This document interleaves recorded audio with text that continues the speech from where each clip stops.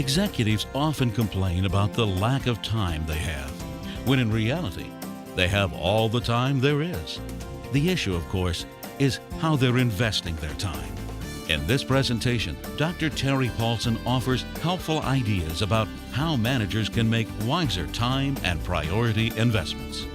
Dr. Terry Paulson is a psychologist and author of such popular books as 50 Tips for Speaking Like a Pro and Paulson on Change. A prominent platform presenter as well, Dr. Paulson is a member of the International Speakers Hall of Fame. Let's join Dr. Terry Paulson as he talks about how to develop a time investment strategy. Today we're going to discuss developing a time investment strategy. How many of you would agree that you're tired of hearing words like work smart, cost containment? How many of you agree cost containment is not going away? Our real challenge is, how do we manage cost controls, but at the same time strategically invest the resources necessary to invent the future? That's what's involved in working smart. How do I get the right things done? So today's topic allows us to look at practical insights that will allow us to do that as leaders. First point, have a strategic time investment strategy. We will never have enough time to do everything.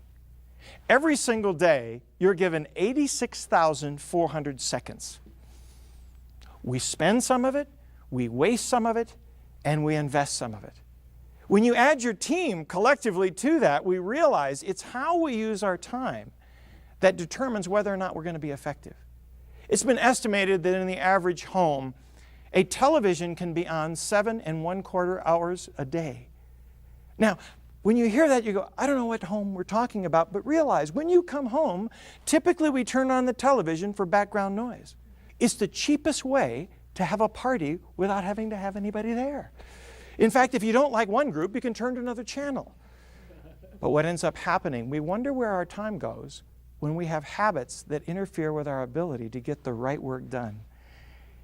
The key point that I want you to focus on from the very beginning is the importance of having a strategic focus to your prioritizing process. Every single day, I ask myself the question, what's the best use of my time today? If you've ever struggled with people who work for you who don't seem to manage their time well, there's an easy way to do that. Ask them the question every day, what are the 3 principal things you're going to work on today? First time you ask it, they'll know you've been to a seminar and you're acting bizarre. But if you continue to ask that question, all of a sudden it hits them. You expect them to have a plan and to invest their time wisely. That's the job of creating a strategic focus to your time investment plan. Make sure you're investing your time where it counts. Jeff Bezos, the founder of Amazon.com, said, our wealth vanishes the moment we stop doing a good job for our customers. Every single time we look at working smart, we ought to put the customer in the front lens, the people we serve, and say, is what I am presently doing making a difference for that person? If it's not, we ought to change our time priorities and make sure that we are investing in the things that actually do count. The next point is, avoid the kiss of yes. That is a chapter in Guy Kawasaki's book, Rules for Revolutionaries. He said that the danger that many companies have is that they say yes to far too many things. As a result of that, they don't have the energy to say yes emphatically to the strategic focus that is most important. That means you have to learn to say no to people. How many of you have had times where people have asked you, they'll come up to you and they say, are you busy? I love that question. No, just waiting for you to come. Of course I'm busy. Now, I don't say it in that tone, but if somebody says to me, are you busy? I say, yes, I am. But what is it? I realize that every interruption that I have, every change in priorities, takes me away from the strategic focus that I have for my day. It is my responsibility to emphatically and frequently say no to things that come up, because if I don't say no, I won't have the time and energy to do the things that really matter. As a result of that, think of your people's time the same way. I oftentimes will have an idea and I'll share an idea, and all of a sudden, hours later, my secretary will come back and she'll say, here's what you talked about earlier. And all of a sudden I realized they took my side comment as though it was a priority. You have a lot more impact than you know on the comments and the work of your people. I immediately say to Nancy now, let me tell you, this is not a primary priority. This is something to put on the back burner, but it's something I want to look at a later point. Keep your people focused on the things that matter most. Tom Peters, along with many others, talks about the importance of companies being tight and loose. Most companies are tight or loose. When things are going well, they get loose. Hey, you need equipment, buy it, here's money. You need people, hire them, hire. As soon as things get tight and the economy begins to turn the other way, they say, we're tight all over. You need money, you got to be kidding me. Take up a collection, it works well at the airports. You need people, have children. They will grow. For some of you, this will be a bigger commitment. You see, excellent companies give a very different message. Be tight everywhere that it is off focus to our strategic vision. Be tight where you can and invest resources where it matters most. Your job is no longer saying do more with less. It's do the right less with more. Too many companies are too democratic in how they deal with funding problems. Instead of upsetting a department, we say we'll have cutbacks in all of the departments. What if really moving strategically means I've got to make sure that I take 20% away from your department and give it to another department? That's a tough leadership decision, but one we need to make.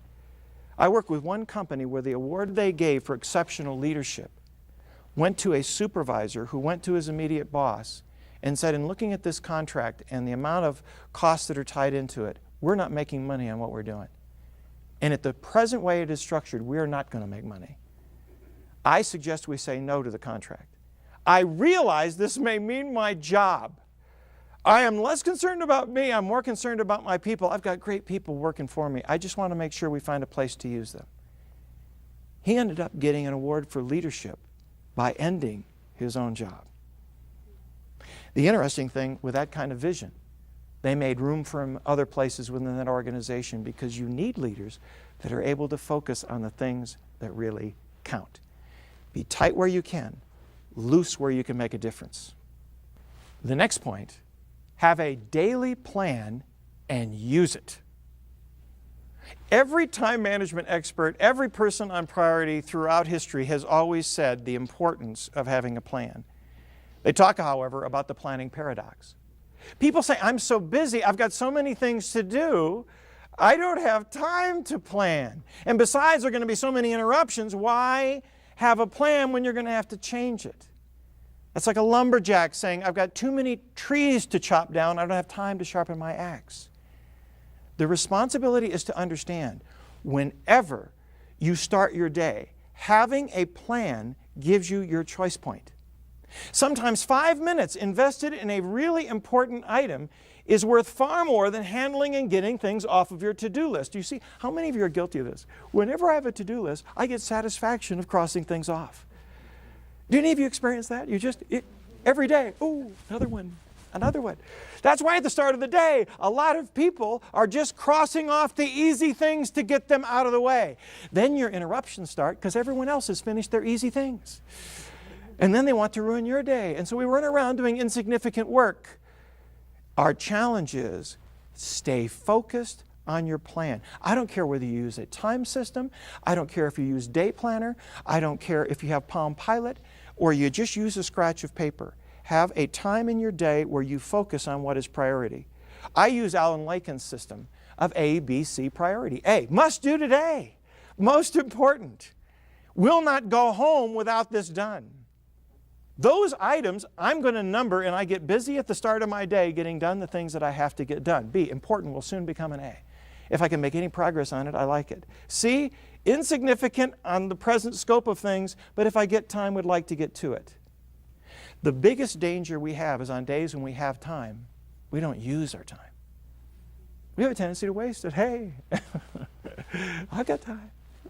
So we get busy doing insignificant things, having a lot more conversations and times, but we're losing our focus. If you want to be effective with your own time management and the time management of your team, make sure you encourage everybody to have a plan and use it.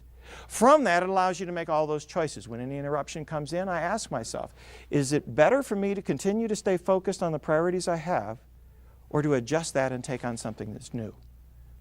I have found when somebody interrupts me and I say, I'm busy, I say at the same time, if it's important, I'll have the conversation, but just let me make a note about where I was going. As soon as I use that note, what does the person realize? I was doing something that was significant. Oftentimes they'll say, if it's that important, why don't you get back to me later? And then I use the note to write back their extension, and I have a note to remind me to get back to the person. People will give you the luxury of using your time wisely when you do honor them and get back to them later on in the day at a time when it's more effective for you to communicate and talk. My goal is always making good use of my time. That's what I keep focusing on, and I challenge my team to do the same. Have the strategic focus, have a plan, and adjust on the basis of whether or not what you are interrupted by is more important. If you feel frustrated at the end of the day that you did not finish many items, gradually start adding important interruptions to your to-do list and cross them off. It makes you feel satisfied. And at the end of the day, you have a record of the fact that you did some significant things and you accomplished something. Because how many of you agree? We manage ourselves first. Oftentimes we spend our days going home at night thinking about the things we didn't get accomplished instead of thinking about the things that we do. Keep your focus on priority and catch yourself being effective and allow yourself to do that. All right, so have a plan and use it. Next point, have a mission-centered measurement system. Think about that for a moment. How many of you agree you play differently when you know somebody's keeping score? If I'm out shooting baskets with the guys, and we're just shooting around, it's one kind of thing. But as soon as somebody says, we're playing to 21 and loser pays, I immediately know it's a different kind of game. And I get far more intense. Okay, now we've got a game and I've got to win. I believe one of the problems of time and priority management is we don't create meaningful measurements that allow people to create a scorecard and establish an early warning system that allows them to be aware when problems occur. That's why time factors are so important. If I'm able to do that, I increase the likelihood that people will understand that issues are important and we need to surface them early. So have a meaningful measurement system and at the same time realize that if you have too many of them, no one will pay attention to any. How many of you have found that when managers come in, they may start to keep some record, but when they leave, no one looks at it? Not only should you have meaningful measurements, but you should limit them to the things that are really important. What are the measurements that you need to keep visible to create the scorecard? And what are the measurements you need to stop so that you can free your people to look at what's really important? I like to ask CEOs, what are the measurements that keep you up at night? I want to know what are the measurements that are important to you, because my job is to make sure those measurements are good and that we surface the problem early. The next point is, delegate with high expectations, but manage priority shifts. Peter Ueberroth was in charge of the U.S. Olympic Committee during the 1984 Olympics. He started every planning session with the same sign. Lack of planning on your part does not constitute a crisis on my part.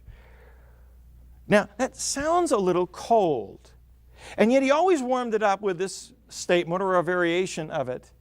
We have only 16 days for the Olympics. We cannot postpone it. People are coming to town. So if I have given you any responsibility, it is your job to get it done on time with excellence. But if you have any trouble doing that, get to me as soon as you're aware of that so that if we have to make a priority shift and move resources, we have time to make that possible. All of us know the importance of establishing time frames, but we frequently forget to let people know in the real world, sometimes you have to make priority shifts. You see, I believe in taking it one day at a time, but some days more than one day attacks you at the same time. It's our responsibility to make sure that we are building a responsive style that allows people to come to us early if there is a problem. How many of you grew up and crammed on certain tests or projects? How many of you are guilty of doing that? I was guilty. You always knew you could have time, and so you could wait to the end and you'd have time to get it done. The challenge today is that we have so many things we're trying to juggle. There is no time to get caught up. What happens is people play juggler. How many of you play juggler? Oh, you get things, oh, yeah. Some of you feel you shouldn't even be here today because you have so many things back at home. And you come back and you go to your boss and say, hi, I have too much to do. What does your boss say to you? Oh, we'll give you time management. Oh, shit. You know, pretty soon you're juggling all these things. And then they go to a program on change. Oh, this is good. You're trying to get all this stuff done. Now, here's the interesting thing.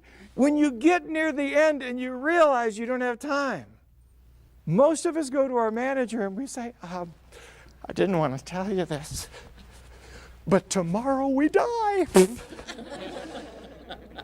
I love it. When do you want to know if there are problems? As soon as you notice it. Because if I have to move resources, I need time. One manager called it the 4 times rule. He built in a commitment to no surprises. For every unit of time you're going to be late, give me 4 times the warning. You're going to be an hour late, give me 4 hours. Going to be a day late, give me a week. Going to be a month late, give me 4 months. Because you no longer are staffed with enough people to get everything done last minute. Cost overruns are not accepted. Having people to continue to do more and more just burns them out. How many of you agree we end up burning out our best people? We go to our good people and we say, work, and they eventually say, well, what did you ask so-and-so? Well, you know, Jim, you're the only one that can do it. Our responsibility is to make sure that we keep people paced, focused on what's effective, and are willing to come in and give adequate resources when we need to. Who are the people you need to communicate the importance of a priority shift to in your work environment? That's one of the challenges we need to make sure that we focus on. Final point for today's session. Balance your professional and personal commitments. Balance is an important word that you hear a lot about in leadership. But the problem with balance in today's world is that commitments for business, timelines, and appointments get into your calendar. Personal commitments don't. How many of you say to a friend, let's get together soon? Well, soon never comes. You try and get 2 calendars together. You ever done that? Okay, what's the day we can get together? You go through it. Okay, years from now, we'll eventually have that event and that experience. If it doesn't appear in your calendar, it's not important to you. Lily Tomlin said, the trouble with a rat race is that even when you win, you're still a rat. I think it's a great line, and it reminds us of something. I don't want to lose my vitality in what I do to be a professional. If the only thing I do is work, I lose my perspective and the reason for doing what I want to do. In fact, my wife was good at helping me with this. I love what I do. I love presenting. I hope that shows. I was doing far too much of it. We had not had a vacation. We were not spending as much time as was necessary. And as a result of that, when I came home from a long series of programs, she let me put my stuff away. I thought that was a nice touch. Then when I came down, she said, we need to have a conversation. And I said, certainly. And she said, you know, I know you love what you do. And I know you make a difference. I get to read the letters. Men in this room, how many of you realize I'm in deep trouble right now? This is not going well for me. You've heard it before. And so I was riveted by her focus. And she said to me, Terry, I didn't marry you not to see you. And I want to make sure you love what you do, but I want to make sure we still have our time together. That was a critical turning point in our relationship. Now, I don't know. She may have said that to me at other times in other ways, but on that particular day, I heard the message. Think about it for a moment. How many of you'd agree? In your dating phase, you spend a lot of time together. That is the sales phase of your relationship. I love you, you love me. Oh, let's talk. Let's go out tonight. Bingo, bingo. This is exciting. Now, as soon as you become married, what happens to your frequency of dates? It begins to go downhill. Pretty soon you're saying to somebody, we haven't talked in ages. Well, halftime's coming up. Maybe we can talk then. And what ends up happening is we put ourselves into a position where we gradually lose our balance. Make a long story short, we had a great conversation that night, and what we decided to do was to buy tickets. How many of you agree, when you have season tickets to something, you go? Once we've bought these things, we know we're going to use them. So as a result of that, I don't even care if we're romantic that night, we're going. We paid for these things. We're going to the show. As a result of that, it changes your behavior. See, when you have tickets, your day goes differently. Would you not agree? On days you have tickets, what's different about the day? It goes much faster because you're anticipating going to the show or the event. We go to our boss and say, I've got tickets. I want you to know, don't come to me at 3:45 telling me you have some vision, all right? I've got tickets. I'm leaving at 4. As a result of that, you get a tremendous amount of work done. How many of you agree? On days you have tickets, you get, what's the secret of life? Have tickets every day. And be willing to give them up when you really have to give that time to your customers and to your people. How many of you agree? Some days you have to give up tickets. But it shouldn't happen often. I believe if you lose your vitality and your energy and your relationships, what's the value of all the money that I've earned? I actually believe that one of the biggest dangers we have is that you will burn out your gold, your best people. Most of you know who your best people are. You go to those people over and over again. They won't tell you they're going to leave. They just send around their resume, and when they're burned out, they leave. Even worse, they come to themselves and say, why am I busting myself over this when other people are paid the same thing and they're not doing any more? Your job is to make sure they find balance in their lives, and at the same time, on the day, they make good use of their time. I also find that it is not just your spouses that are important. Some of you are not married. How many of you agree? If you want to spend time with somebody, schedule it. Once it's in the calendar, it's going to happen. The people that you most want to spend time with are usually busy people. If you don't schedule it, you don't see them. Schedule time with the people that are important.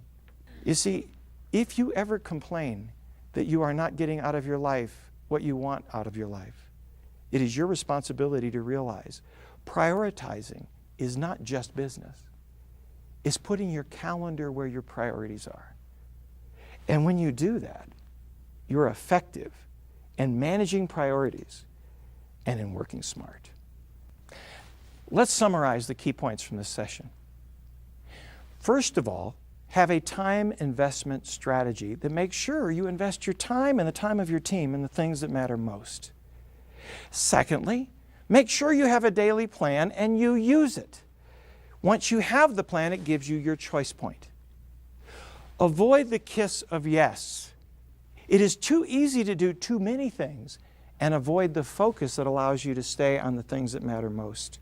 Learn to say no so that people can check the priorities and stay on the things that count. Also, establish meaningful measurement systems that allow you to establish early warning and an opportunity to create a scorecard for your effectiveness. When you're playing the great game of business, you need to be aware of what winning is. And finally, have balance in your personal and professional commitments. Buy a few tickets and make sure your calendar reflects your values and priorities. When it does, I guarantee you that you'll be in a position where you're managing your priorities and you're working smart. Thank you for attending today's session.